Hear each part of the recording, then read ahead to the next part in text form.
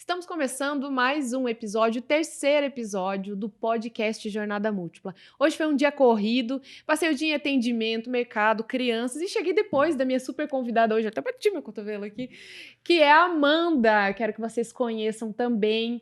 A Amanda é mestre, especialista, doutoranda em harmonização facial. Ela tem aí algumas empresas que eu quero que ela fale sobre. A Amanda já trabalhou com um projeto de empoderamento feminino, vocês vão entender um pouquinho na área da odontologia. E entre outras histórias que ela começou a me contar aqui, e eu quero saber mais agora ao vivo para conhecer junto com vocês.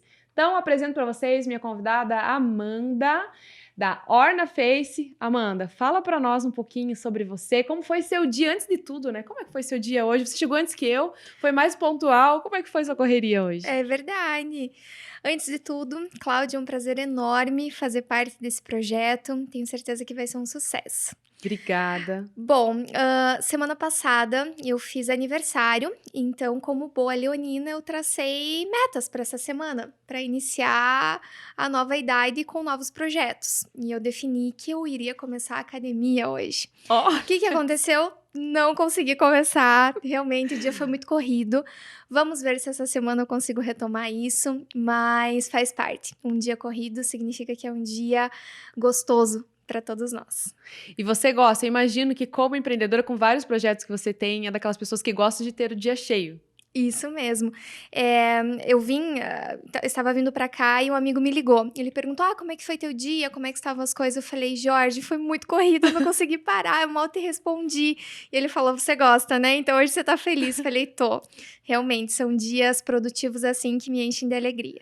Muito bom, eu gosto também. Eu falei até num podcast anterior que o dia que eu não me sentia tão produtiva, parecia que eu estava dando nó de alguma forma, assim, na empresa.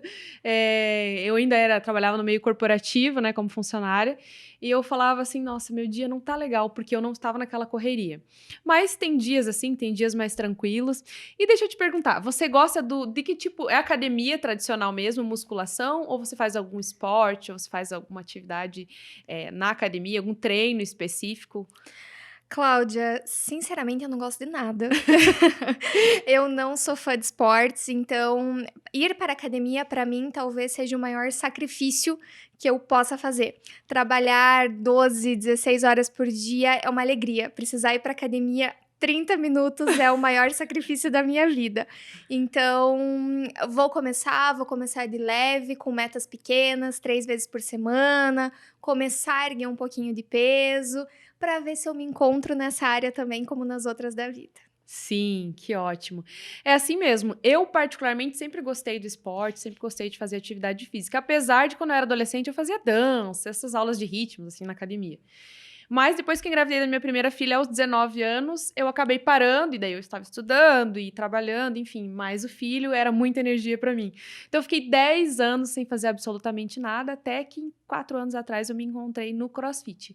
E quando a pessoa fala sobre academia, eu falo, se fosse para eu fazer musculação, ficar lá levantando peso, talvez eu não iria. Mas, como boa crossfiteira, você não precisa me perguntar, porque o crossfiteiro ele sempre vai falar que ele faz crossfit. Você não precisa me contar, Ex sabia, Fabrício? Existem alguns memes por aí, né, que a pessoa que faz crossfit, você Ela não vai te contar em ela vai algum te momento. contar em algum momento. Ela vai postar ou ela vai dar um jeito de te Seja contar. através de sinais, pela alimentação, de alguma maneira você vai saber. Vai descobrir. Então, é uma paixão, enfim, foi ali onde eu me adaptei. Mas, assim, se fosse pra fazer musculação, por isso eu acho bacana mesmo você identificar algo que você talvez odeie menos, talvez, pra você conseguir fazer, porque é importante, né? Pra atividade É física. importante para que a gente envelheça com saúde, Isso, envelheça com disposição e consiga ficar muitos e muitos anos fazendo o que a gente gosta, né. sim. Então, esse ano minha meta de aniversário é me encontrar na academia. Que bacana. E tem tudo a ver com o teu trabalho, né? Quando as pessoas falam em harmonização facial, às vezes pensam, eu não preciso ficar mais jovem, eu tenho que ter rosto de uma pessoa que está envelhecendo. Ok, mas a ideia não é essa, é que você envelheça com saúde e prolongue, talvez, a juventude, não rejuvenesça, porque acaba rejuvenescendo, querendo ou não. Uhum. Mas fala um pouquinho sobre o seu trabalho, sobre os seus projetos agora para a galera conhecer, então. Ah, legal. Hoje, boa parte do meu dia, boa parte da minha rotina envolve trabalhar com autoestima, né.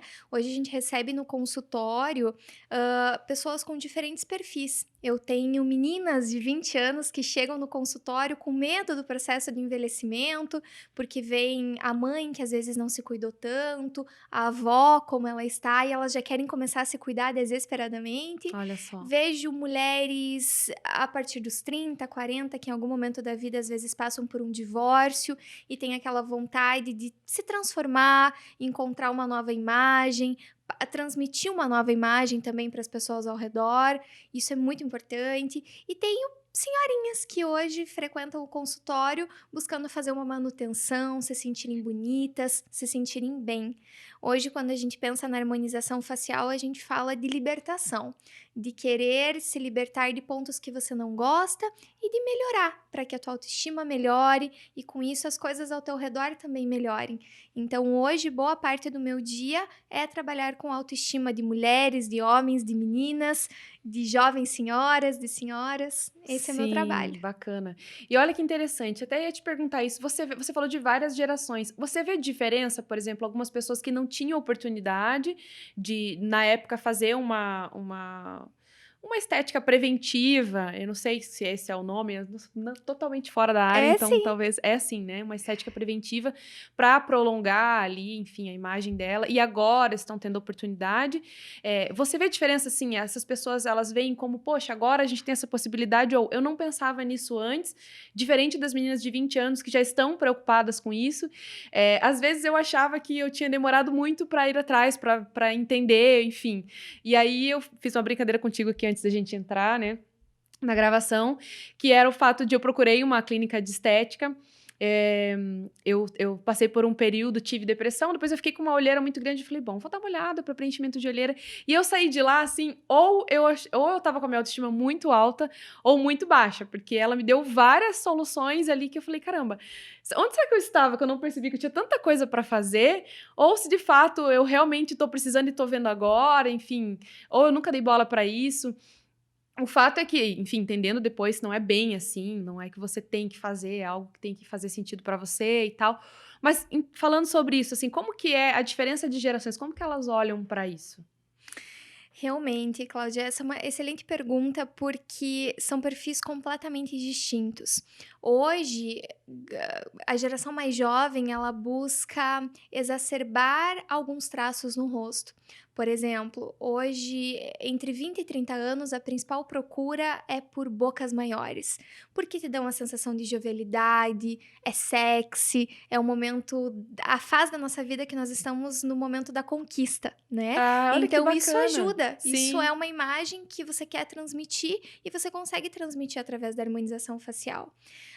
Eu tenho mulheres a partir dos 30, 40, que o que elas querem é restabelecer traços que elas perderam entre os 20 e os 30.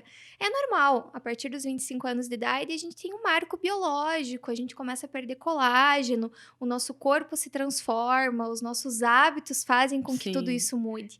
Então, a partir dos 30, 40 anos, o que as mulheres procuram é devolver alguns traços que elas perderam com o passar do tempo, mas que aquilo fique o mais natural possível. Que as pessoas olhem para elas e falem, nossa, você tá mais bonita, mas eu não sei o que você fez. Sim. Esse é o perfil dessa idade. E passar a impressão de que não fez nada também, Exatamente. E esses são os procedimentos que eu mais gosto de fazer. Às vezes é um pequeno detalhe, porque você acabou de falar, Cláudio, você foi num local onde você saiu achando que você tinha 1 milhão de defeitos, sendo que você nunca tinha notado, nunca te incomodou, você sempre foi feliz do jeito que você é, e você foi talvez para melhorar um pequeno ponto. Então, a primeira pergunta quando o paciente senta na cadeira é: o que te incomoda? Porque às vezes eu olho para você e eu vejo, exemplo, eu posso melhorar a sua sobrancelha, acho que vai ficar melhor. E você me fala: não, Amanda, minha sobrancelha é linda, eu amo ela assim, É o que eu mais gosto. Eu quero melhorar o meu nariz. E eu penso, meu Deus, mas eu não faria nada no teu nariz tá lindo. Então, estética é muito pessoal. É entender a tua expectativa, é entender aonde você quer chegar, para que juntas a gente consiga montar um plano de tratamento e consiga executar isso. Sim, sim. Bacana. Então, que legal você falar essa diferença da procura, do que elas buscam. E aí, como eu estava falando, então eu saí dessa clínica assim, com essa avaliação que eu falei, caramba. Aí eu comecei a perceber traços que eu nunca tinha percebido na minha vida. Nossa, eu tenho uma linha de expressão aqui, eu tenho aqui, eu nunca tinha percebido isso. Enfim, mas depois eu entendi que é a questão da percepção, não me incomoda, tá tudo certo. Agora uma pergunta assim, com relação à autoaceitação, você vê diferença também de gerações de mulheres mais velhas em se aceitarem mais ou menos? Eu vou fazer essa pergunta porque a gente fala muito sobre padrão de beleza, que a sociedade traz e tal. Mas eu acho que isso, antigamente, apesar de não ter tanta solução estética, era muito, muito maior sobre as mulheres, do como você tem que ser, de ter este padrão, do que hoje. Então, por mais que as jovens, elas procurem sendo mais jovens, elas vêm mais com essa característica de libertação, de tirar algo que eu não gosto, mas em compensação também não venho aqui porque tem um padrão de beleza ditando como eu tenho que ser. Eu gosto da minha liberdade. Tem essa diferença também? Tem. De tempos em tempos, a gente tem alguns modismos que vão surgindo, né? A gente tem vários procedimentos que viraram febre e que também abraçaram algumas gerações. Vou te dar um exemplo. Um procedimento que todas as mulheres conhecem: bichectomia. Todo mundo já ouviu falar em algum momento em alguma amiga que fez bichectomia, ou se interessou em buscar pelo procedimento porque queria ter um rosto mais magrinho, mais contornado, queria ficar igual a Angelina Jolie. Esse foi todo o modismo que surgiu. Foi quem? Em 2015 esse... Por aí, o boom da bichectomia foi 2015, 2016. Ainda é uma febre, tá? Hoje a gente tem clínicas que atendem só bichectomia, não faz mais nenhum tipo de procedimento. Eu achei que você ia me falar que já tinha passado da moda. Então, aí que tá. Olha a diferença. Quem faz bichectomia? Quem mais esse modismo atingiu? Pacientes jovens, 20, 30 anos, no máximo 40. Muito difícil eu receber no meu consultório uma senhorinha, que não é mais senhorinha, porque hoje senhorinhas a gente já fala a partir de 70, mas uma jovem senhora de 50 anos querendo fazer bichectomia, porque essa já é uma paciente que ela sente que o rosto dela emagrece com o passar dos anos. Por quê? Porque a gente absorve gordura, a gente tem compartimentos de gordura que vão se deteriorando. A paciente jovem não, ela tem aquele rosto redondinho e ela acha que remover aquela gordura vai ajudar. Então, sim, existem diferenças de percepções porque o nosso corpo está diferente de acordo com cada idade, e existem modismos que se dissipam em todas as idades, mas atraem mais algumas mulheres do que outras. Então, eu acho, respondendo a tua pergunta também, que hoje as mulheres buscam por mais cuidados porque elas têm mais informações. No passado, o que a gente sabia era no máximo que a gente não pode tomar um banho muito quente, né? A mãe avisava, não toma banho muito quente. Sol. Não toma muito sol, era isso que as mulheres tinham de informação. A internet era limitada, a informação era limitada, e as mulheres também não saíam de dentro das suas casas para buscar informação. Elas sabiam, às vezes, o que a televisão e o que o marido trazia para elas. Então, isso tudo mudou. Mudou de uma maneira... Tem a ver muito com o comportamento da mulher ao longo dos anos também, né? Muito, Cláudia, muito.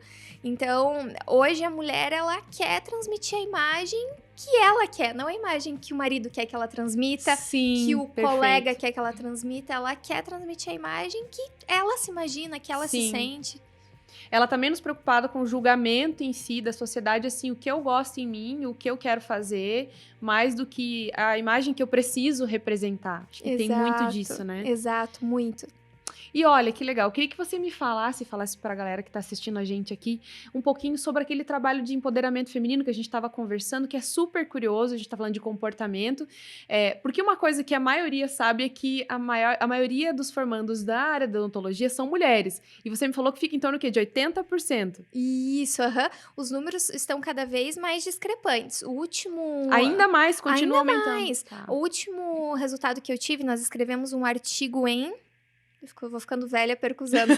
2018, se eu não me engano, onde nós tínhamos uma proporção 83% mulheres, 17% homens de formandos. Hoje, eu realmente não me atualizei dos números, mas eu sei que tem crescido cada vez mais a procura de mulheres. Caramba. E isso é uma curiosidade, porque na área da saúde, em geral, nós temos mais mulheres. Talvez porque a mulher seja um pouquinho... Isso é generalizar, tá? Esse comentário, mas talvez porque ela se atente mais aos detalhes, tem uma percepção, seja um pouco mais perfeccionista do que alguns Sim. homens. A gente não tem uma pesquisa que fale o porquê mulheres Sim. predominam mais nessas áreas da saúde que predominam o cuidado com o próximo. É isso que eu ia falar, até no próprio cuidado. Eu acredito muito que isso seja as características, como a gente estava falando aqui, do perfil feminino hoje. Eu trabalho com mulheres desde 2015, fazendo desenvolvimento pessoal e avaliação comportamental, estudando comportamento feminino, enfim. Eu digo que 80%, também estou generalizando aqui, 80% de todas as clientes que eu já atendi até hoje, elas têm um perfil específico, que é o maior cuidado, que é mais detalhista, né? E 20% se diferencia bastante. Entretanto, isso não é algo que venha da genética. Então, estudando um pouquinho o comportamento, o próprio feminismo ao longo dos anos, a gente percebe que é uma construção da sociedade e que aí acaba que as mulheres têm essas características de perfil em comum, que tem mais a ver com cuidado, principalmente pela questão da maternidade e o olhar para o próximo, detalhista e tudo mais. Mas o que eu achei interessante, que eu não imaginava que esse número era tão grande na odontologia, que trata de uma especialização, de uma área que trata de detalhes, vamos falar assim. Aí você me falou que tem uma especialização na área da odontologia, que é a implantodontia, que é o contrário. Então, formam-se muitas mulheres na odontologia, mas para essa área era muito menor. É isso que foi a tua primeira especialização, é isso? Isso, Eu sempre me encantei muito pelo desafio. Se alguém me falava, é difícil, quero isso aqui. Eu sempre segui essa Você linha. tá naqueles 20% que eu comentei. Exatamente. Então, me formei em odontologia. Antes de me formar, eu decidi que eu queria cursar uma especialidade que tem um nome bem difícil, que se chama Cirurgia e Traumatologia Bucomaxilofacial. Ufa, é um nome comprido. E essa é uma especialidade que tinha até 2018 um número muito reduzido de mulheres, porque os professores dessas especialidades que faziam o processo seletivo recusavam de maneira clara. Normalmente eram homens altos, homens robustos. Eu falo isso porque é um perfil dessa especialidade. Sim. E se você era uma mulher pequenininha, baixinha, delicada, você podia ser a melhor naquela prova. Você não iria ser aceita para cursar essa especialidade. Enfim, e aí eu falei, é essa que eu quero, quando eu vi que era difícil. Sim. E aí veio a vida e fez o quê? E falou, não, você vai seguir por outro caminho. Acabei me inscrevendo para o mestrado e ganhei uma bolsa para outra especialidade. E a especialidade mais próxima da cirurgia bucomaxilo era a implantodontia, que eu podia cursar. Falei, legal, vou cursar implantodontia. Nunca me imaginei instalando implante na minha vida. Quando eu entrei na especialidade, logo ficou discrepante quando eu olhei para minha turma. Nós éramos em 20, eu tinha 4 mulheres e 16 homens. Caramba. E era uma das turmas que mais tinha mulheres da história daquela especialização. Caramba! Então, beleza, me formei e acabei entrando no mundo corporativo. Numa das maiores fabricantes que nós temos hoje no Brasil e no mundo, relacionado à fabricação de implantes dentários. Quando eu entrei lá, nós começamos a discutir. Nós tínhamos, com muita sorte, uma diretoria, uma presidência muito preocupada, e dá muito gosto de trabalhar em empresas assim, com o empoderamento da mulher, com a presença delas em grandes cargos. Então, me enchi de orgulho. E numa das conversas, eu trouxe esse número. Eu falei, vocês já notaram que dentro do nosso mercado nós temos pouquíssimas mulheres atuando na implantodontia? E daí eles falaram, sim, é verdade. Nas grades de congresso, nós vamos olhar, não existe uma mulher falando. Tem um monte de homem. Eles já tinham essa percepção, então? Tinham também. Então, foi uma troca de ideias ali. E aí, surgiu um projeto lindo, que se chama WIN. Ele já tem um nome bonito, que é Women's Implantology Network, onde nós pegamos essas poucas mulheres que existiam na especialidade e começamos a desenvolvê-las para estarem presentes nas grades de congressos. O que faltava para essa mulher? Era presença de palco? Era oratória? Era conhecimento técnico? Será que ela tinha menos do que os homens? O que estava impedindo ela? Deixa eu só fazer um parente, Amanda. Pra galera que tá nos ouvindo aqui, tem um alarme enlouquecido. Então, a gente vai continuar normal até que esse alarme pare. Mas é só pra galera saber que tem um alarme aqui no nosso fundo. Você já deve ter ouvido ele já. Eu tô tão empolgada aqui que o alarme nem me chama atenção. Não, então. É só pra galera não ficar incomodada. Então, já sabe, a gente vai tocar aqui com esse alarme mesmo. Tá bom. Tá, e vocês foram entender o que acontecia, então, que impedia essas mulheres de chegar nesses postos. Isso. E talvez incentivar mais mulheres, né? Exato. Então, o projeto foi um projeto lindo, onde essas mulheres que já eram especialistas na área se desenvolveram, se empoderaram, foram chamadas para vários congressos e inspiraram outras que não eram especialistas a seguir. Então, esse projeto surgiu em 2018, hoje em 2021, não só graças a ele, mas graças a outras iniciativas de outras empresas, do nosso próprio conselho e da própria conscientização, do próprio empoderamento que vem acontecendo cada vez de maneira mais forte, ano após ano, mais mulheres foram seguindo para essa especialidade. Então, é um grande marco que eu tenho na minha carreira, porque sempre quando eu mudo de empresa, eu sempre tive um pezinho dentro da minha empresa e nas multinacionais, porque me agrega, eu aprendo muito e eu gosto de trilhar nesses dois caminhos, nessas duas possibilidades, no mundo clínico e no mundo corporativo. Sempre quando eu vou definir se eu vou aceitar a proposta de uma empresa, o que mais me pesa são os valores que ela tem.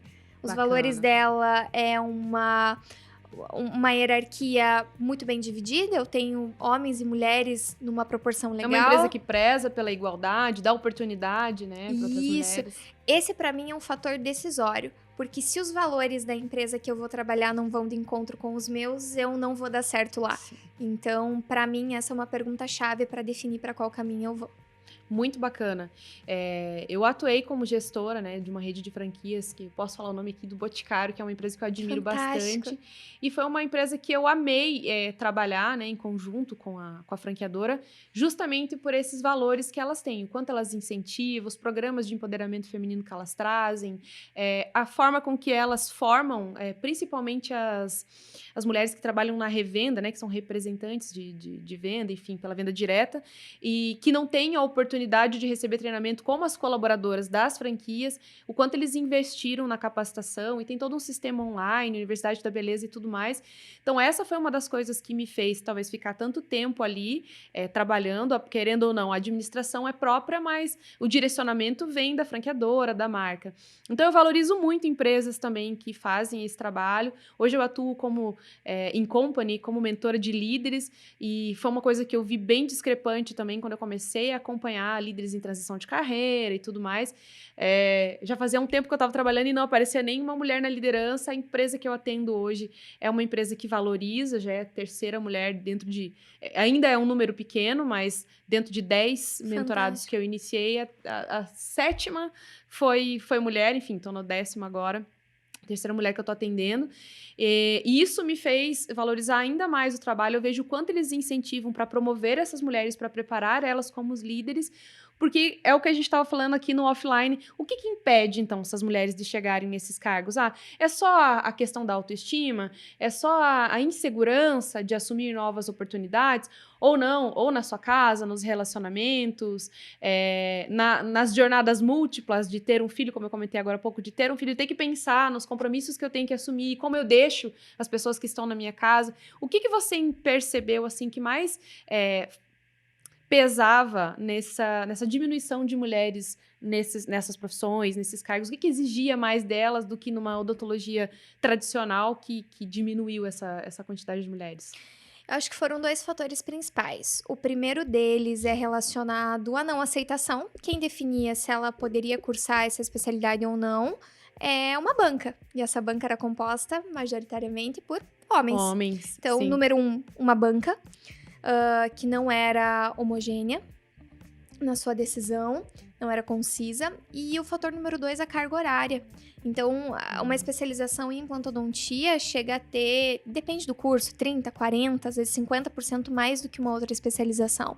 Bastante. Então, é uma carga horária que pesa para essa mulher. Sim. Ela já é mãe, ela tem que trabalhar, sustentar a casa, sim, estudar e bancar, às vezes, tudo. Será que ela dá conta? Então, a princípio, são esses 2 pontos que nós ainda em período de estudar, de conhecimento, porque quando você está mais tempo atuando na área, né, e faturando no seu negócio, enfim, como colaboradora, ainda é uma coisa que equilibra, mas quando você está dedicando muito tempo ao seu estudo, você está fazendo investimento, na maioria das vezes, e aí você tem que investir em alguém que supra a tua falta em casa. Então, isso também é uma coisa que pesa financeiramente, economicamente. Né? Você sabe Sabe uma outra coisa que eu tenho notado também, Cláudia? Quanto mais a gente vai subindo de nível. Então, eu saio lá da minha graduação, eu vou para especialização, eu vou para o mestrado, eu vou para o doutorado, eu vou para o pós-doutorado. Quanto mais eu subo nessa pirâmide, menos mulheres eu encontro. Sim. Hoje, na minha turma de doutorado, eu acho que nós temos 18 alunos. Eu tenho 2 mulheres, eu e mais uma. Caramba, Então, é um número que assusta. Por quê? Por que tem poucas mulheres? Será que é porque ainda é a área da implantodontia, essas mulheres estão ainda virando especialistas, daqui a pouquinho elas vão conseguir crescer? Eu não tenho essa resposta ainda, mas tenho essa percepção. Quanto maior o nível na parte acadêmica, mais homens nós encontramos. Sim. Existem alguns estudos que comprovam cientificamente o porquê que vai reduzindo o número de mulheres. Tem um livro que fala muito sobre isso, com pesquisas e também enfim, o relato da diretora de operações do Facebook, a Sheryl Sandberg. O nome do livro é Faça Acontecer e ele fala sobre isso. Por que existem cada vez menos mulheres em cargos de liderança? Então, ela vai trazendo um pouco, primeiro, por questões muito explícitas, como você disse, uma banca que avalia o preconceito, né, de impedir essas mulheres de chegar lá, dentro de um grupo, dentro de uma organização. Eu trabalho bastante com indústrias, empresas, né, multinacionais que são grandes, que têm setores muito grandes que o tempo todo tem pessoas crescendo, subindo de cargo. Então, a própria responsável ali, seja ele o supervisor, o coordenador, que não dá oportunidade para mulheres, porque acha que ela é muito fraca para assumir um posicionamento mais forte, tudo mais. Então, tem isso, mas também tem aquela pressão moral que vai fazendo com que, além da sociedade em si, vai fazendo com que ela desista antes de chegar lá. Então, assim, se ela engravida, ninguém vai dizer pra ela, você engravidou, você não vai subir de cargo. Mas eles vão falar pra ela, engravidou, né? E virá um problema. Ou eles vão tratar ela diferente dentro da empresa, ou eles... Enfim, alguma coisa vai acontecendo e então ela vai evitando de ser um problema, ela acaba desistindo. Também tem a questão do, como você falou, vai crescendo profissionalmente. Muito provavelmente, isso aqui agora é não sei de pesquisa, mas assim, se ela se casa, né? Se os dois trabalham, por exemplo, na mesma área, os dois estão em ascensão por igual. Se eles decidem ter filhos, alguém vai parar, alguém vai reduzir, alguém vai diminuir ali, e geralmente é a mulher. Se os dois atuam no trabalho e alguém precisa mudar de cidade, precisa ser transferido, geralmente, se a mulher tem uma oportunidade, ela não vai porque o marido está atuando, enfim, qualquer outra área. Mas se o marido recebe a oportunidade, a mulher deixa, de forma geral, claro, a carreira e vai junto com ele. Então, tudo isso vai contando. O fato é que a gente realmente tem poucos, o mercado de trabalho está praticamente igual, metade da população trabalhadora são mulheres, né? Mas conforme vai subindo, o nível hierárquico vai caindo cada vez mais. E aí é o que aconteceu com você. Mas eu acredito muito, trazendo isso, falando mais politicamente, eu acredito muito que quanto mais mulheres estiverem em cargos de liderança, em bancas, em congressos, na política, que olhem para a própria realidade e deem poder a essas mulheres, eu acho que as coisas vão acontecendo. E o terceiro ponto que tem tudo a ver com a tua participação é assim, quanto mais nós seguirmos em direção aos nossos objetivos, mais nós assumirmos os cargos que nós queremos e almejamos, nós damos vozes às outras mulheres. Então ela vê você lá, ela se empodera disso, ela vê que deu certo, ela vê que ela você se inspira, né? E ela se inspira, exatamente. Fantástico. Exatamente. Eu tive oportunidades de ter na minha vida líderes fantásticos e líderes que não foram tão bons assim, que foram minhas inspirações sobre o que não ser. O que não ser, exatamente. E agradeço muito por isso, porque isso me moldou, me construiu como pessoa. E, por incrível que pareça, a maioria dos gestores que eu tive na vida também foram homens. Bom ou ruim? Aí fica a pergunta no ar, né? Sim. E claro que quando a gente fala em meritocracia, é desde que ambos partam do mesmo ponto de partida, com as mesmas oportunidades. Não quer dizer que a mulher vai ser melhor do que o homem no mesmo cargo. Não é isso que a gente está falando aqui. Pode ser que os seus melhores líderes tenham sido homens e não mulheres. Porque às vezes as mulheres, dependendo, a gente tinha muito uma característica da mulher no mundo corporativo, meio que para se blindar desse preconceito, ela assumia um comportamento eu não sei se é essa palavra, não gosto muito dela, mas meio que masculinizado, né? E aí, isso contra as próprias outras mulheres que estavam abaixo dela. Então, assim, além dela criar um estereótipo ruim da mulher no mercado de trabalho e de mulheres em posição de liderança, ela ainda acabava destruindo um pouco a inspiração que as outras poderiam ter para chegar onde ela estava. Era como se as mulheres falassem, eu não quero chegar nesse cargo. Se for para ficar desse jeito, se for para ser uma pessoa assim, se for para derrubar outras mulheres... Eu não quero. Tem muito disso também, né? Uma das gestoras mais maravilhosas que eu tive na vida, eu nunca me esqueci. Na primeira vez, entrei muito cedo, me formei, terminei a especialização, tive a oportunidade de entrar num cargo muito bom nessa empresa que eu falei pra você, onde a gente desenvolveu esse projeto. E eu era uma menina pequenininha, com cara de meninas, acabou de sair da faculdade. Ainda tem cara de menina, mas tá bom. Ainda tem cara de menina, é por isso que eu não conto minha idade. E eu, né, ia com roupa de menina trabalhar, não sabia, não tinha etiqueta corporativa. A minha formação foi técnica. Nunca ninguém me ensinou o que era o mundo dos negócios. Dress code e tudo mais. Nunca, nem imaginava. Sim. O que é um terninho, o que é uma roupa mais formal. É melhor o liso. Eu não tinha ideia disso aqui. Eu não tinha ideia de como o mundo corporativo funcionava. A imagem que eu tinha era da profissional que senta na cadeira e atende um paciente, e aquele era meu mundo. Então, e ela me falou uma coisa muito clara, conforme eu fui evoluindo, fui liderando o projeto, esse das mulheres que nós falamos, eu era uma inspiração para elas. E ela me falou, um dia numa conversa de elevador, Amanda, qual imagem que você quer passar? Você quer ser a menininha? Você quer inspirar as pessoas desse jeito, ou você quer ser uma mulher empoderada, que inspira, que fala coisas que as pessoas falam, nossa, eu aprendi com ela? O que você quer ser? E isso me marcou. Porque foi o dia que eu parei pra pensar o que eu quero ser. Eu não quero ter essa imagem. Eu não quero ser a menininha coloridinha que chega aqui, sorri e ganha as pessoas porque ela é legal. Eu quero ganhar na minha competência. Então, esse foi também um grande marco que eu tive. Graças a alguém que me inspirou da melhor maneira possível. E olha, você falou uma coisa bem bacana e é super polêmico, assim. É claro que a gente gostaria que as coisas não fossem assim. É claro que a gente gostaria que o teu jeito de menina não influenciasse nas decisões, nas negociações, enfim, no mundo corporativo e nas pessoas que se inspiravam em você. Mas o fato é que interfere. Isso tem muito a ver, eu comecei trabalhando no banco, e o banco tem a característica desse perfil mais social, sempre teve esse trabalho. Eu já entrei escutando sobre o que era o dress code e tudo mais, né? E isso foi bem interessante, assim, eu sofri um pouco desse preconceito no início, e uma das coisas que me ajudou, eu tomei essa decisão muito cedo, era transmitir uma imagem, querendo ou não, de uma mulher mais velha, para conseguir ganhar a confiança. Eu trabalhava com investimento, então, assim, aquela cara de menina vendendo investimento de R$2 milhões, o cara olhava e falava assim, não vou ter dinheiro. Então, vou te dar esse dinheiro. Essa menina sabe que ela tá. Ela não sabe nem o que é um mercado financeiro, e tinha muito desse status, geralmente homem, né, que foi uma das coisas que começou a me chamar a atenção, que não tinha mulheres e tudo mais, né, no mercado de capitais. Meu TCC foi voltado para isso e tudo mais. Mas aonde eu consegui, querendo ou não, ganhar a confiança foi mudando o meu jeito de me vestir, né? Mudei o meu cabelo na época e passei a transmitir uma imagem de uma mulher mais velha. Isso foi uma coisa que aconteceu e foi proposital. Durante muito tempo, eu ainda transmiti essa imagem. A partir do momento que eu saí, daí fui fazer gestão de uma outra empresa, eu me senti um pouco mais livre, né, para mudar um pouco mais o meu estilo. Mas aí eu senti outras necessidades. Comecei a trabalhar com autoestima, com beleza, na área dos cosméticos, como eu falei aqui, mais num formato de empoderamento feminino. A maquiagem em si, os tons de batom, que era sempre nude e tudo mais, aquela coisa mais clássica, discreta, né? Discreta. Então, ali eu mudei um pouco o meu estilo pro... Eu preciso aparecer, eu preciso vir pro mundo mais fashion para trazer essa liberdade e tal.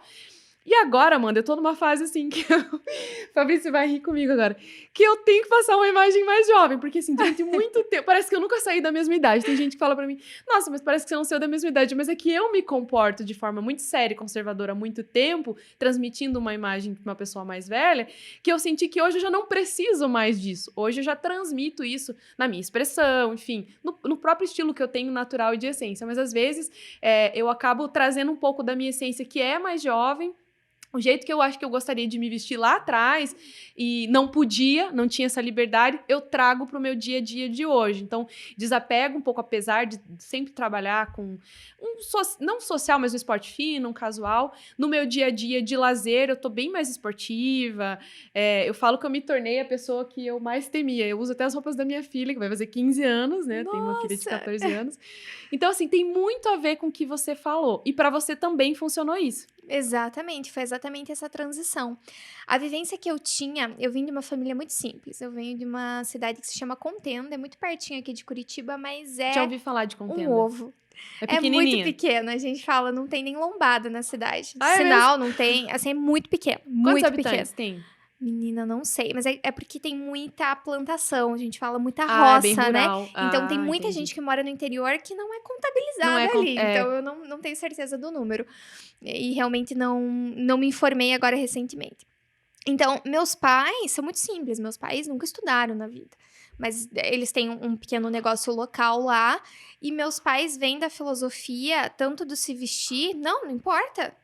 Tanto faz, vai, se a pessoa não gostou, ela que vai embora. Esse é o perfil que eles olha têm. só. Então, por Sim. isso que pra mim foi um grande choque aprender que o mundo não é bem assim, não é como eu quero. Não é porque eu quero ir trabalhar de havaiana, camiseta e saia que isso vai me favorecer num negócio ou não. O mundo não é assim. É exatamente isso, né? A gente gostaria que fosse dessa forma. Eu tenho, assim, trazendo um pouco para a realidade, eu faço algumas palestras. Bom, na pandemia não teve palestra, né? Foi tudo no mundo digital. Mas é engraçado que quando eu aprendi a usar isso a meu favor, faz toda a diferença. Eu tenho o meu momento de liberdade de ser quem eu realmente quero ser, que é o que hoje eu incentivo as mulheres. Mas eu sempre falo assim, qual imagem eu quero passar, que preço eu quero... qual é a consequência dessa imagem que eu quero passar? Então, basicamente, nesse sentido, quando eu vou fazer uma negociação para um novo contrato com uma empresa, eu tenho um estilo de me vestir.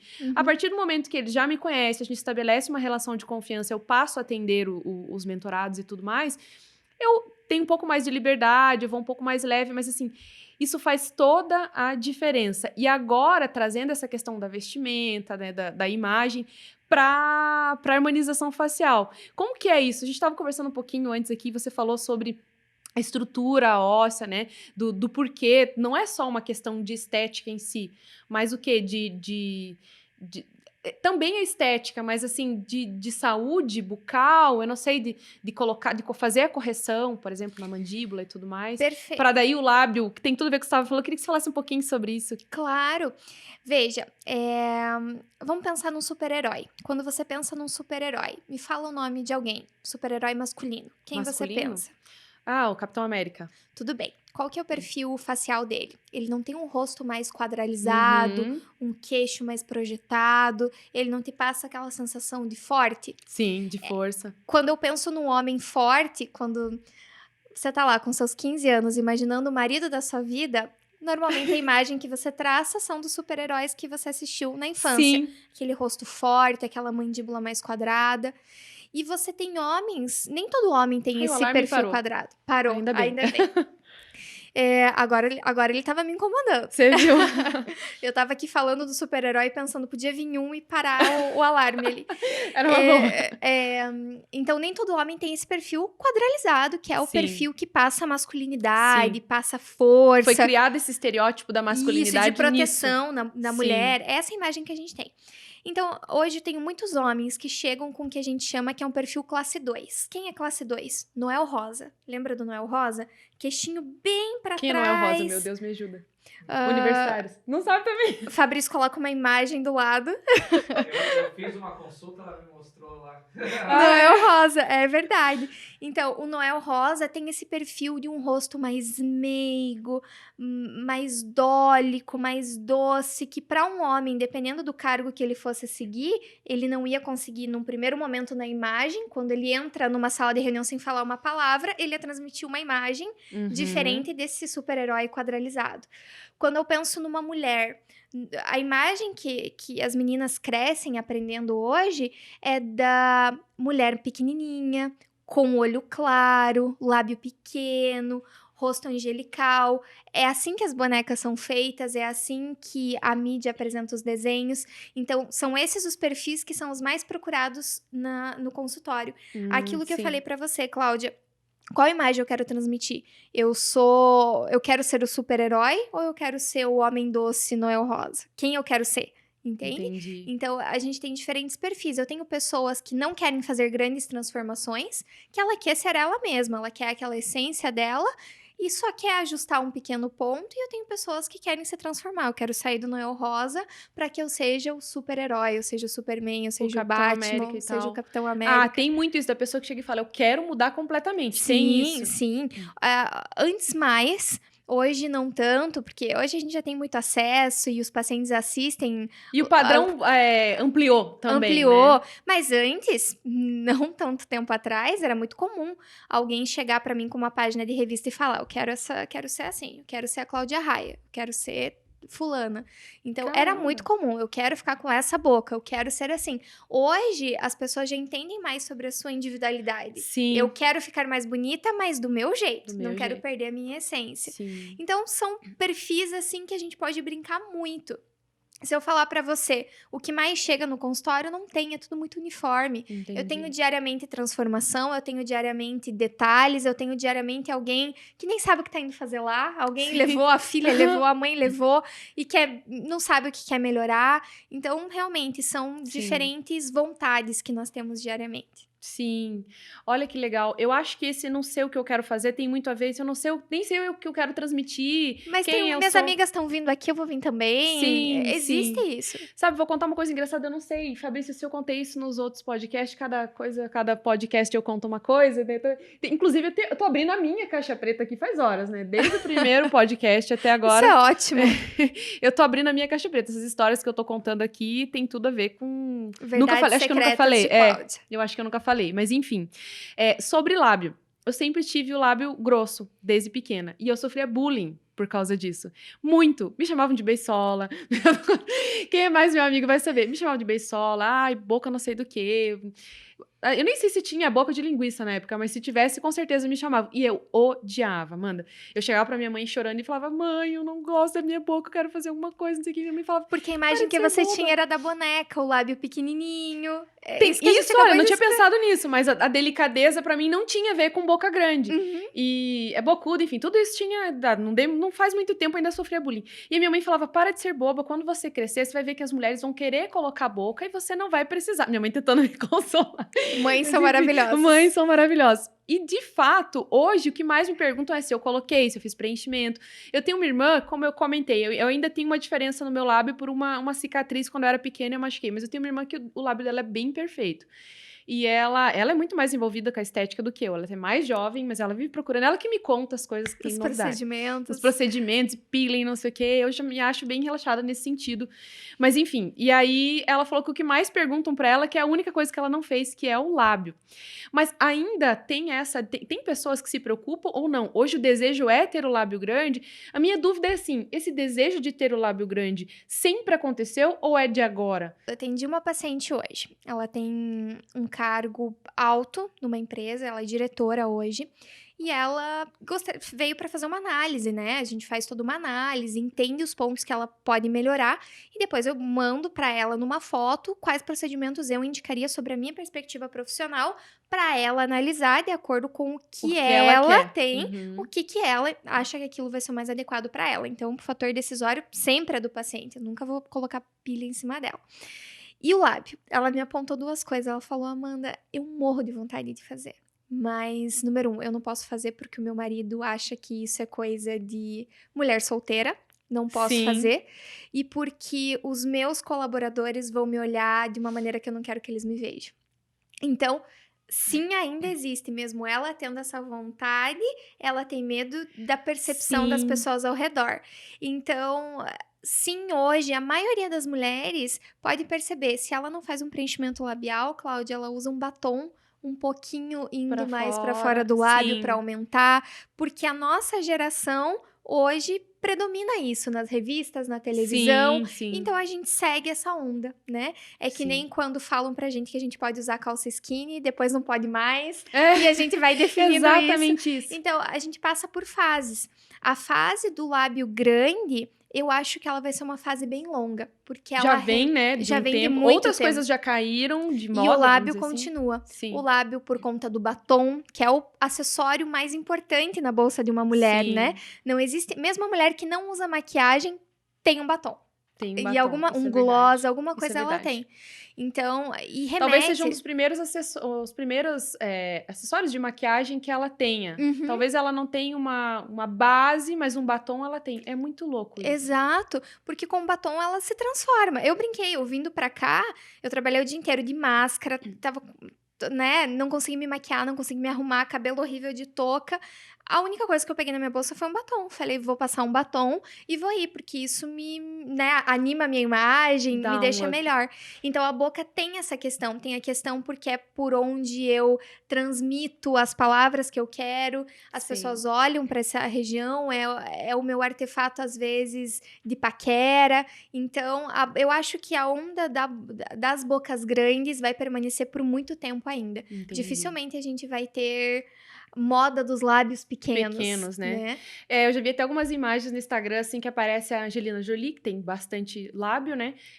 A diferença enfim, de um lábio na vida de uma pessoa. Aí aparece ela com, aí um Photoshop tirando, colocando um lábio comum, pequenininho. Parece que ela tá muitos anos mais velha, Parece não parece? que ela tá mais velha. Então traz essa jovialidade também, né, pra Muito. imagem. Por isso que eu falo, todas as mulheres que entram no consultório, elas têm dentro do planejamento delas preenchimento labial. Os outros procedimentos todos variam, né? Cada um tem uma história de vida e, consequentemente, traços que precisam ser aprimorados de maneira diferente.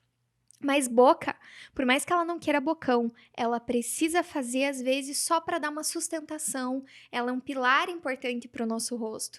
Então, a maioria delas entende, faz, ama, fica com medo e depois quer mais. Então, às vezes faz um pouquinho pra ter certeza que é aquilo que ela quer e depois acaba procurando mais. Entendi. Isso.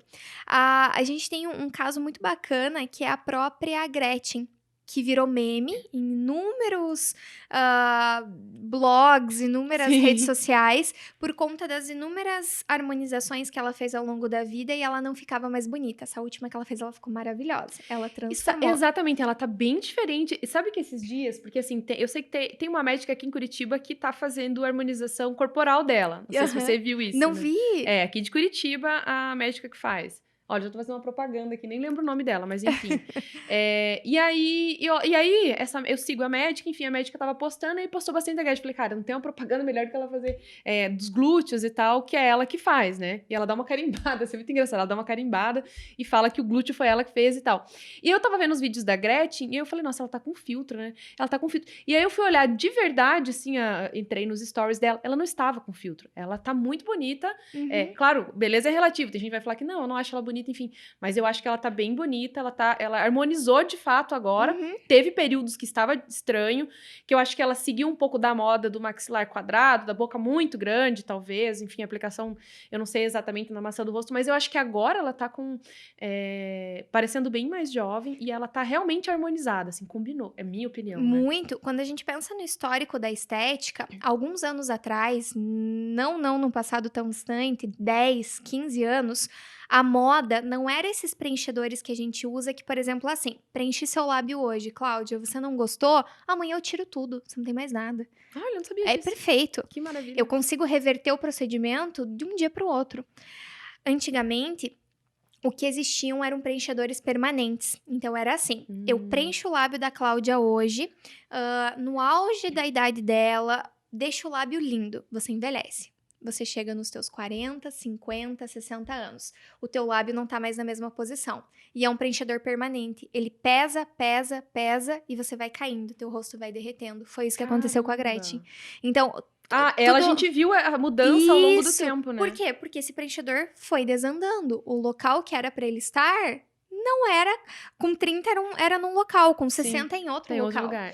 Então, aí ela fez uma cirurgia, removeu esse preenchedor, colocou um preenchedor que seja permanente no local. Então, hoje sim ela está harmonizada. Hoje ela é um rosto bonito. Hoje a Gretchen já virou inspiração para muitas mulheres. Sim. E inclusive, ela conseguiu reverter isso, né? E apesar de ainda ela estar nos memes, ela conseguiu reverter isso. Uhum. E ela tem sido inspiração de verdade para muitas mulheres na área da beleza. Muitos. E aí cabe até alguns comentários à parte, né?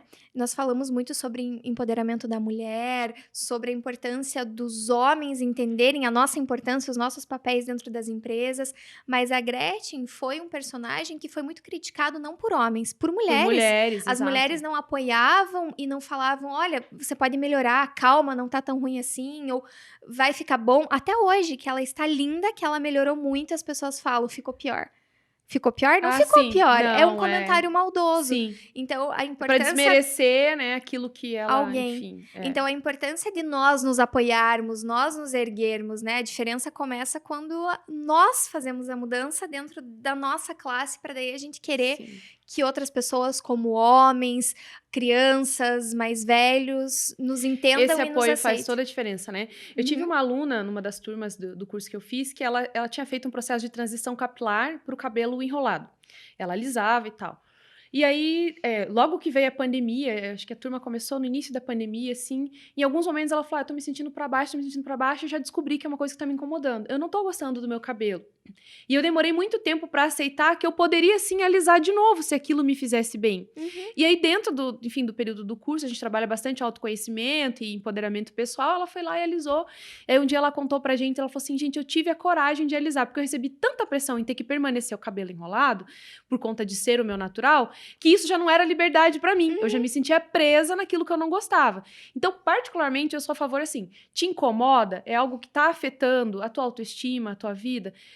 É o poder de escolha. Se você escolheu, vai te fazer melhor, faz. Tem condições? Faz. Por que não? E às vezes as mulheres criticam porque talvez gostariam de ter aquela oportunidade, ou não tem condições, ou não tem a coragem. E ontem eu estava pensando sobre isso. Eu conheço algumas mulheres que hoje atuam como influenciadoras, tem vários seguidores e tudo mais. Em algum momento, essas influenciadoras criticaram outras influenciadoras. Mulheres que participaram de processo de mentoria comigo, até para se desbloquear, para poder, enfim, vender o seu produto ou serviço nas redes sociais, né, para ter coragem, empoderar e tal. E eu pensando nisso hoje, porque eu estava assistindo uma delas, e eu falei, caramba, essa pessoa era uma pessoa que criticava muito outras influenciadoras. Quem fazia isso? Quem fazia. Então, no fundo, a conclusão que eu chego é que em algum momento, e claro, existe base para o que eu tô falando também, que aquilo que te incomoda no outro talvez está relacionado a você, né? Essas críticas tenham a ver com pessoas que teriam vontade de fazer, mas não têm coragem ou não têm condições, e aí acaba projetando na outra algo que ela não pode fazer. Então, talvez a Gretchen sofra muito com isso por ela ser uma mulher que não liga pro julgamento, né? Essa é uma coisa muito clara dela desde sempre. Por isso que a gente tem como ícone, porque ela realmente não liga pro julgamento. E isso incomoda as pessoas, porque as pessoas ligam pro julgamento. Então, elas julgam naquilo que elas provavelmente acham que seriam julgadas. E a beleza tem muito disso. Eu sempre falei sobre isso na maquiagem em si. Você não precisa usar maquiagem para você se sentir bem. Mas se é uma coisa que você gosta e você quer, você pode. O próprio batom à boca, né? Como você disse. Meu marido acha que é coisa de mulher solteira. O batom vermelho é uma coisa que a gente escuta. O esmalte, o preto, o vermelho. Eu gostava de pintar a unha na escola. Não sei como é que... Eu ia te perguntar como que você era quando você era... Pintava com corretivo. Tinha dessa também. Eu também tinha dessa, com corretivo, com canetinha. E eu lembro uma vez que eu tava com unha vermelha. Comecei a fazer a unha assim no terceirão. Um amigo meu, que é meu amigo até hoje, que era meu contador, inclusive, virou e falou pra mim, ui, que horror! Eu não vou deixar minha mulher usar uma unha vermelha dessa nunca na vida. Imagina! Então, assim... Nós estávamos falando dos procedimentos, né? E eu lembrei de um vídeo que eu vi essa semana, até um vídeo de um famoso no TikTok. Tô aprendendo a usar TikTok, hein? olha É só. uma ferramenta Eu vi dos alguns jovens. vídeos seus do Viu TikTok. só? Tô aprendendo a usar. E eu tava assistindo sobre essas críticas, sobre tudo isso que você falou. E ele fala assim, pra fazer harmonização, você não precisa ter coragem. Eu não tenho coragem. Você precisa de coragem pra pular num prédio, pra fazer outra coisa. Pra fazer harmonização, você precisa ter dinheiro. Eu vi. Porque a harmonização ainda é Sim. caro. Então, existe manutenção também, né? sim, a harmonização não é um procedimento barato. Não é acessível, muito mais acessível, anos-luz do que era no passado, sim. Hoje você tem opções de parcelamento, tem produtos que têm um custo menor, sim. Mas você precisa ainda ter um dinheiro para fazer, custa caro. Então, muita gente desdenha e faz essas críticas, às vezes porque não teve a oportunidade de executar o procedimento, não porque não tem vontade. Sim. Então, a gente ter maturidade. É uma objeção que ela usa pra esconder ali, talvez, o real motivo pelo qual ela não faz, né? Exatamente. Isso também é bem comum, É importante que a gente consiga construir ao longo da nossa vida essa maturidade. Eu sempre fui... Você me perguntou, Amanda, quantos anos você tem no início? Eu nunca contava a minha idade, em nenhuma entrevista que eu ia fazer. Por quê? Porque eu não queria ser julgada por isso. Me julga por outra coisa. coisa, mas não pela minha idade. Ou porque eu sou muito nova, ou porque eu sou muito... Entendi. Bobagem, talvez sim, mas isso sempre foi algo meu. Eu, Amanda, talvez seja assim uma bobagem, talvez daqui a pouco isso não faça mais sentido pra mim, mas, enfim, hoje ainda faz. E entrando nessa linha, a questão do julgamento da idade também, né? Então, as pessoas terem essa maturidade que só vem com a idade. Eu queria entrar nessa linha. Por mais que eu não tenha contado a minha idade, porque eu me achava super madura, achava que eu sabia tudo, não. Tem coisas que a gente só aprende com o tempo. Sim, e essa é a beleza do amadurecimento, da vida, né? É verdade. É o que eu falo para minhas lideradas mulheres. Elas falam, mas assim, olha, eu tô desenvolvendo minhas habilidades, eu já sei o que tem que ser feito, mas por que eu ainda me sinto insegura quando eu enfrento algumas situações, né, aqui no meio corporativo? Eu falo, porque essa é a parte que você não pode pular, que é a vivência. Você vai precisar passar por isso para, inclusive, colocar em prática o conhecimento que você tem, para fortalecer a tua autoconfiança, para aprender a lidar com as frustrações, porque vai acontecer, não tem como fugir. E isso só acontece com o tempo, com as experiências e com a vivência, né? Uhum. Você sabe que a questão da idade, eu fui fazer um comentário sobre filhos, e eu te achei tão jovem que eu falei, daqui a pouco eu tô falando pra ela, se ela tem filhos, eu tenho 18, 19 anos, ela vai falar pra mim, mas eu tenho cara de quem tem filho. Por isso que eu fiz esse comentário. Mas é uma coisa que, eu tenho uma tia... Ela não gosta de comemorar o aniversário dela, justamente por isso. Ela nunca quis que as pessoas a julgassem como mais velha, não sendo, ou sendo, enfim, pela idade. E eu entendo dessa forma também. Quando eu trabalhava no banco, a impressão que eu queria passar é que eu fosse mais velha. Então eu tinha medo, se me perguntassem de falar a minha idade, por ser julgada. Agora, é aquela história, se você finge, sei lá, você tem 20, mas você finge, consegue passar a imagem de 27, e a pessoa te pergunta que é 27, pode ser a mesma pessoa ali, o mesmo conhecimento que você tem. Se você fala, por exemplo, né, que tem 27, a pessoa aceita. Se você fala que tem 20, a pessoa duvida. Uhum. Quando eu comecei a namorar, a minha sogra, né, que depois foi mãe do meu esposo, enfim, meu ex-marido, né, que foi 17 anos junto, eu tinha 16 anos quando eu comecei a namorar. E aí ele tinha 21. Né? Hoje em dia seria estranho, mas naquela época não, né? Uhum. E aí, eu nunca me esqueço, assim, quando ela me conheceu a primeira vez, e eu não sei se eu fiz uma brincadeira, sei lá o que eu falei, assim. E aí ela olhou e falou pra mim, quantos anos você tem? Eu falei, 16. Ela, tá explicado. Eu falei, meu Deus, o que eu falei de errado? Eu sou muito Marcou jovem. você. Marcou. Então, eu sempre tive um medo de falar que eu era mais nova. Eu sempre quis passar uma imagem de mais velha. Agora é o contrário. Agora eu quero... Não, tô brincando. Eu gosto muito da minha idade, mas, de fato, você sente que... eu também não quero ter o julgamento de que, poxa, mas você não se comporta como uma mulher de 34 anos, por exemplo. Cláudia, e mulher de 20 e homem de 20 é diferente. Mulher de 30 e homem de 30 é diferente. Não adianta. Exatamente. Você pode colocar uma pesquisa em qualquer país do mundo. As mulheres são diferentes. É por isso que você vê muitas mulheres namorando homens mais velhos, independente da faixa etária. Independente de outros conceitos da sociedade. Sim, existe uma questão de maturidade ali por trás. Existem exceções à regra, claro. Sim. Mas, na sua maioria, as mulheres são mais maduras. Talvez porque elas aprendem que elas precisam se virar mais cedo. E, enfim... existe você sabe que esses dias eu pensei sobre isso, porque eu vi um post que falava exatamente isso, que o homem, ele tem 40 anos, se ele faz uma bobagem, ele é chamado de menino. É coisa de menino, 35 anos, 40 anos. Uma menina, e a gente fala muito, principalmente pelo fato de pedofilia e tudo mais, de 15 anos, ela é julgada porque ela já tinha maturidade pra saber disso. Pra aprender. Você já parou pra pensar? Claro. E é real. Mas ele é um jovem, ele bebeu, ficou louquinho, 35 anos, é um menino, cabeça de menino. Agora, a menina, se ela bebe com 15 anos, mas ela é madura o suficiente pra saber o que ela tá fazendo. Sim. Eu vou abrir uma caixinha minha agora aqui. Olha só. Olha só. Daniel, que é meu marido, se você estiver vendo isso, você pula essa parte do vídeo. Eu brinco isso, meu marido é mais velho, enfim, e ele é muito mais do lar do que eu. Eu nunca fui do lar. Minha mãe nunca me ensinou sequer a fazer um arroz. Se eu fazia, ela falava que tava ruim, eu nunca tentava. Eu não sei, até hoje eu não sei cozinhar. Se você me pedir, Amanda, faz um arroz, eu não sei fazer. Eu não sei. Hoje já tô um pouquinho mais disposta a ver um vídeo no YouTube, mas eu não gosto. Eu não gosto de fazer comida, eu não gosto de cuidar da casa. Essa não sou eu.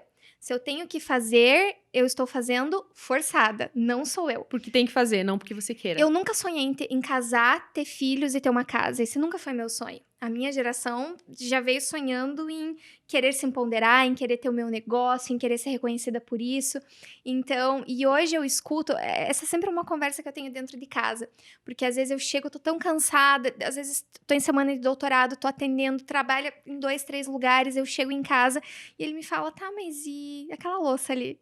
Então, aquela louça ali não é responsabilidade minha. E o comentário que às vezes você acaba escutando é: ah, mas isso é coisa de menina, você ainda não assumiu o papel de mulher da casa. Isso.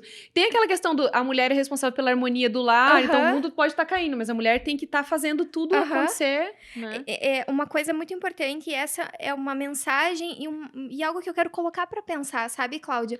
Não é possível você ser a melhor dona de casa, a melhor na tua profissão, a melhor mãe. Não, você não vai ser a melhor em todas as áreas. Você vai ter que priorizar. Eu quero ser a melhor mãe? Então tá bom, vou ser a melhor mãe, vou ser excelente no meu trabalho, mas eu não vou ser excelente no meu doutorado, por exemplo. Não existe o equilíbrio. Você não trouxe consigo. Um ponto importante. O pessoal fala em equilíbrio. Esquece, não existe. Né? Não é todo mundo faz. Ah, mas fulana faz, ela estuda, ela trabalha, ela tem filho, ela cuida da casa. Não. Ela no Instagram, ela pode fazer isso, mas na vida real, o mundo não coisa é assim. Tá pra baixo. Alguma coisa tá. Então, é você saber priorizar. Eu quero priorizar o meu lar, então, esse é meu perfil de mulher, é essa mulher que eu quero ser, tudo bem. Eu quero priorizar o meu estudo? Tudo bem. Eu quero priorizar meu trabalho? Tudo bem. É escolher as minhas prioridades, as minhas armas e lutar com isso, né? É bem legal o que você falou também, porque era uma visão... A minha geração também tinha essa visão. Já não era mais, eu tenho que casar e tal. Entretanto, eu tomei um rumo bem diferente. Eu também não queria ter filhos, eu também não queria casar. Quando eu fui estudar fora, a minha mãe também... Não é que ela não me ensinava porque ela não achava que eu tinha que aprender. É porque ela acabava fazendo, ela me deu a oportunidade de não fazer as coisas em casa, assim, principalmente a parte da cozinha, para que eu pudesse me dedicar a estudar. Claro que eu ajudava mais do que a minha filha me ajuda em casa hoje, mas ok. E aí eu falo que eu aprendi a cozinhar passando vergonha, que daí eu fui morar fora com uma amiga e o irmão dela que me ensinou a cozinhar, na verdade. E ele brinca comigo até hoje. Não sabia nem fritar um bife, menina, quando você foi morar lá e tal.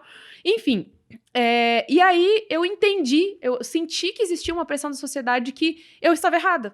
Que eu precisava me comportar, eu engravidei muito cedo e acabei me casando, só que aquilo era como se eu estivesse indo de ré, assim, então todo dia eu tinha que bolar, como na época meu marido ele trabalhava na multinacional, ele saía cedo e voltava no final da tarde, e eu, na época, fazia estágio, então eu casei grávida, então eu fazia estágio meio período, enfim. E aí, chegava o final da tarde, como eu tava em casa antes, eu começava, preparava o lanche. E todo dia, 4 horas da tarde, me dava, tipo, uma depressão, assim. Eu falava, meu Deus, tem que pensar em alguma coisa pra comer hoje, tem que pensar em alguma coisa. Porque eu achava que era o meu papel. Eu nunca nem soube falar e dizer assim, viu, mas peraí, não tem porquê. Hoje, eu sei lá, enfim. Então, eu acabei que... logo na sequência, enfim, eu contratei uma pessoa e por muitos anos essa pessoa me ajudava nos afazeres domésticos, até porque eu pudesse trabalhar com tranquilidade fora de casa. E agora, há quase 2 anos, eu assumi todas eu mudei de cidade, eu me separei, enfim, assumi todas as atividades.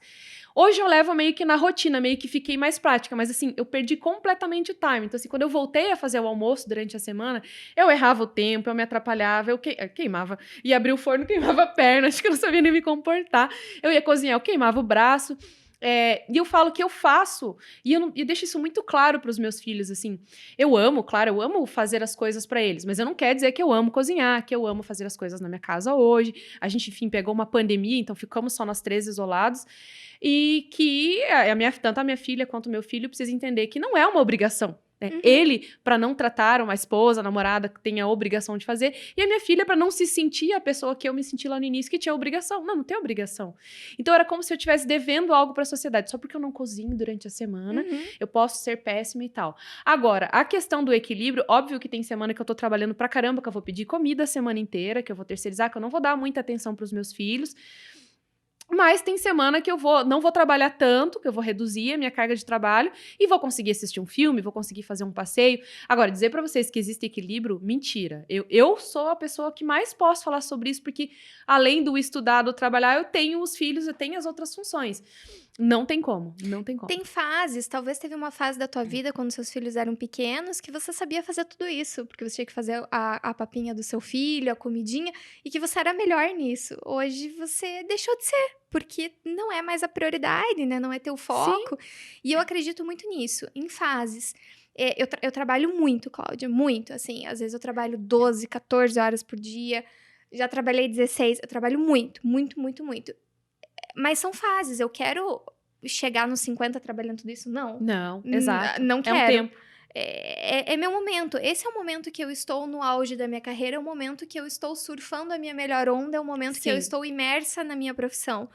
Daqui a pouco eu vou estar imersa num filho, que eu falei que eu não queria ter, mas talvez eu queira ter daqui a pouco. Sim, muda muito. Então, é realmente isso, é você se adequar às diferentes fases. Sim. E eu acho que os homens fazem isso muito melhor do que nós.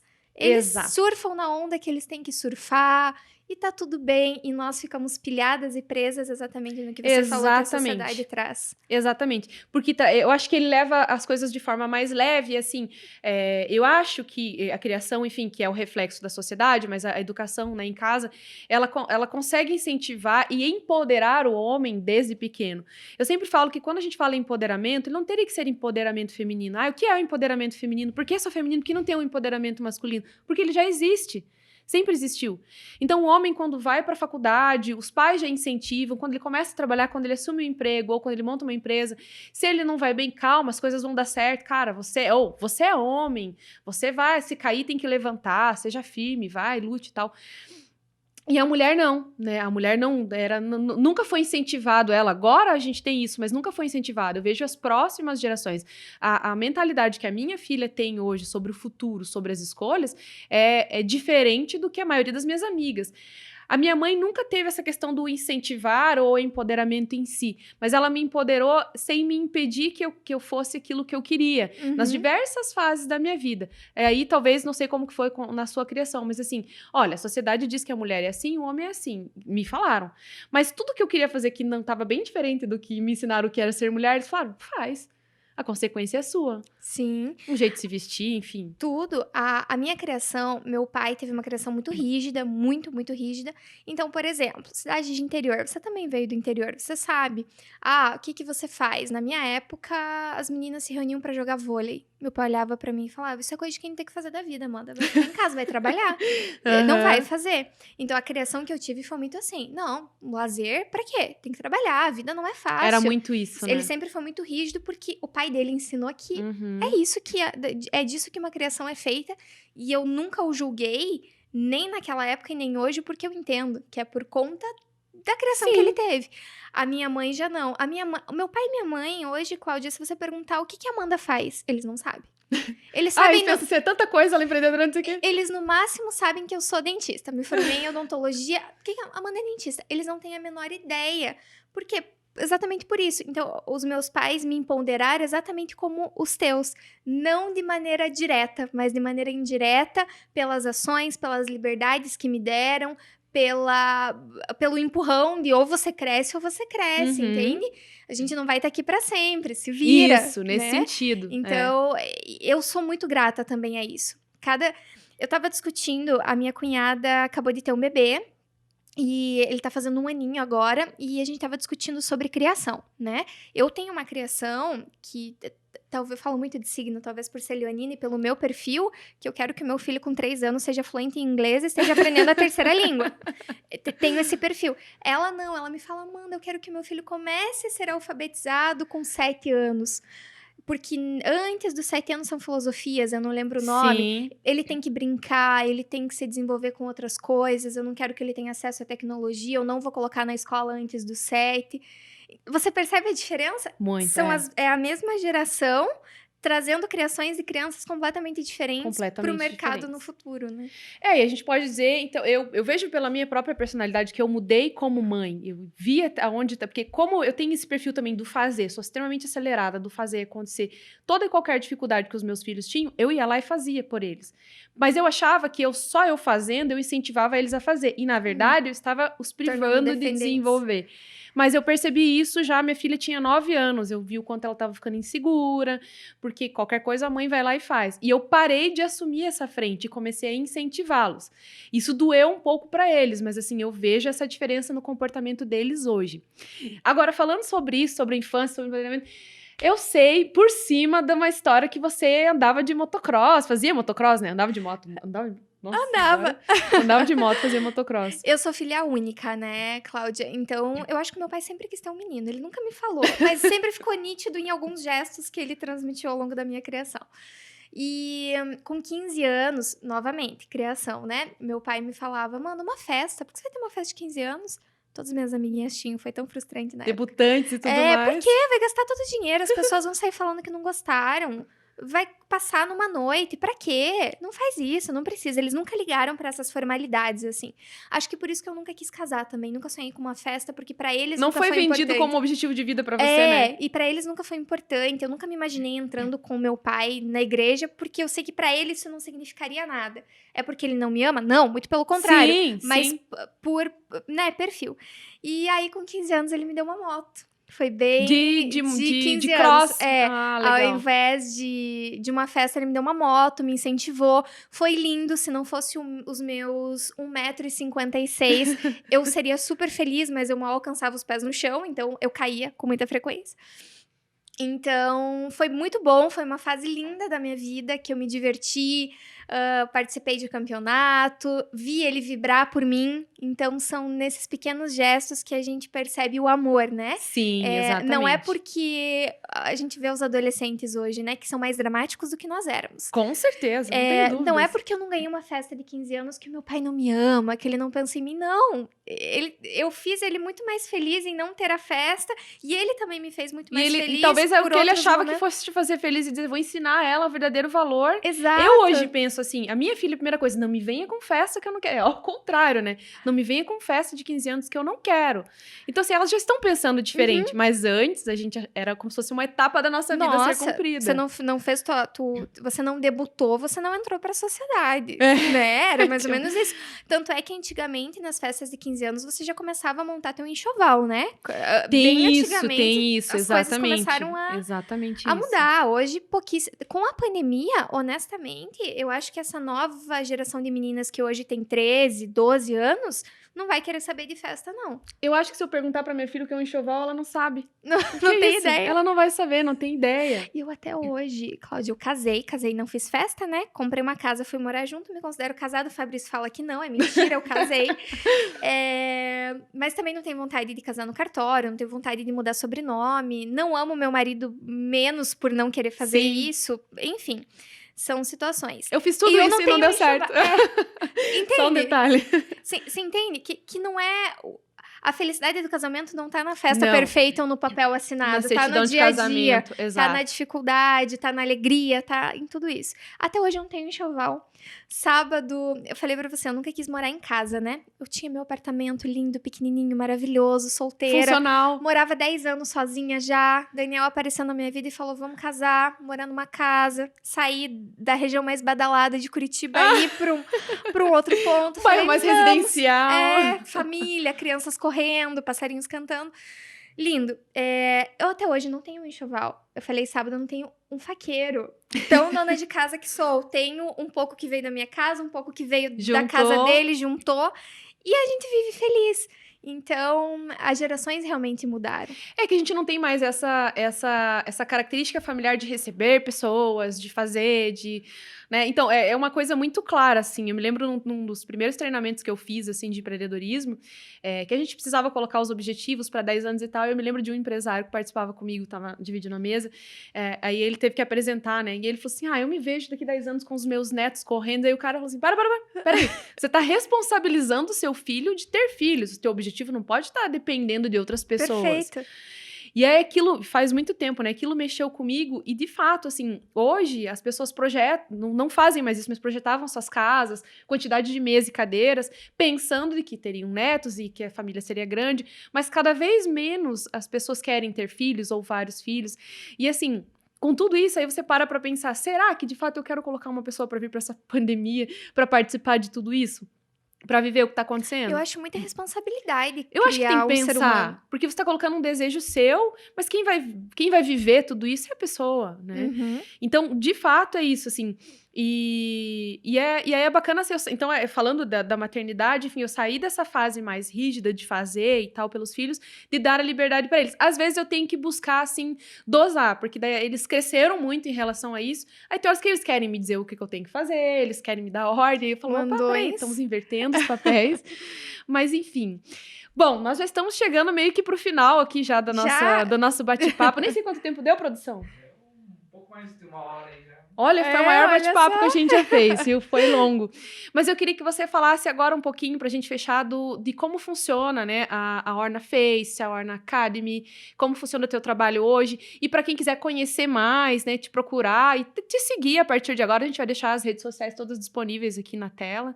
Fala um pouquinho agora pra nós, profissionalmente, a gente já bateu um Claro super que papo sobre o seu negócio. Já abri as minhas caixinhas secretas, As agora caixas a gente pretas já vai foram abertas. para as caixas públicas. Bom, então hoje eu estou à frente de 2 empresas, a Orna Face e a Orna Academy. Hoje uma paciente me perguntou de onde veio esse nome Orna. Eu falei Orna de ornar, sinônimo de harmonizar, né? Um nome diferente, eu gostei muito e foi assim que a gente trouxe para a clínica. Então, a Orna Face é uma clínica especializada em procedimentos injetáveis e cirurgias da face. Eu tenho uma equipe multidisciplinar junto comigo. Eu fico à frente de todos os procedimentos, os planejamentos, tudo que a gente precisa tocar e uma equipe que me dá todo o suporte e faz realmente as coisas acontecerem.